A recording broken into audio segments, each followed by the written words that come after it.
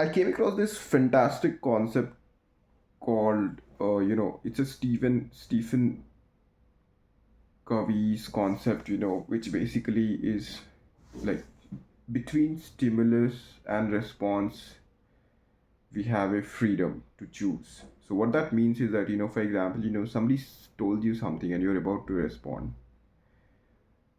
Now, our animal brains have developed way back. The rational side of our brains have sort of, have come very recently. So the whole point is that the rational aspect of your brain can help you decide your response. And in that book it's written that, responsibility, if you say, if you try to piece that word apart. So responsibility, so responsibility, what that means is that you have ability to respond. So between stimulus and response, there's a freedom of choice. The freedom of choice could be, whatever you have learned, and or the fact of or the fact that you can insert your rationality, or the fact that you can come to know that this is an emotional driven decision, or the fact that you can even use it for manipulation purpose, for that matter. When you know that, you know you can phrase your response in such a way that, it kind of suits your purpose.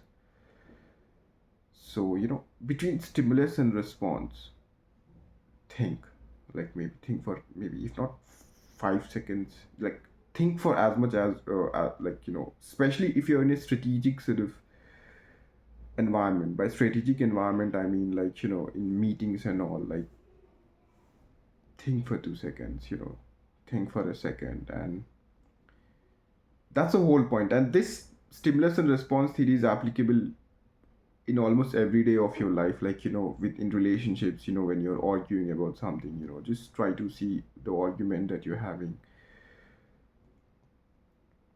what purpose is it serving.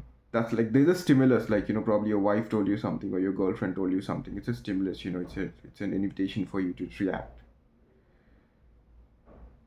But the reaction that you're about to give, you can just pause for 2 seconds, and and factor in, is your response ego driven? Is your response, will your response, is your response helpful? Or or are you just, is it, are you just, it's just purely ego driven, or is just purely emotional driven? Or for that matter, maybe you're tired, and even if you're, even if uh, even if somebody has good intentions, but just because you're tired, just because you have low blood sugar, you might feel as if you're being attacked. Or you might have some psychological disorder, which is, by the way, very common. You might be anxious, or you might have some sort of, you might have some, you might have some anxiety, anxiety related issues. So you need to be aware. The whole point is that, between, probably, you're prone to anger. You should be aware, everybody has flaws. That's the whole point. The point that almost everybody. And by the way, the flaws, as far as I'm concerned, the flaws is relative. By that I mean, your flaw in this occasion is a flaw, but in general can be a strength. But then that's me digressing. But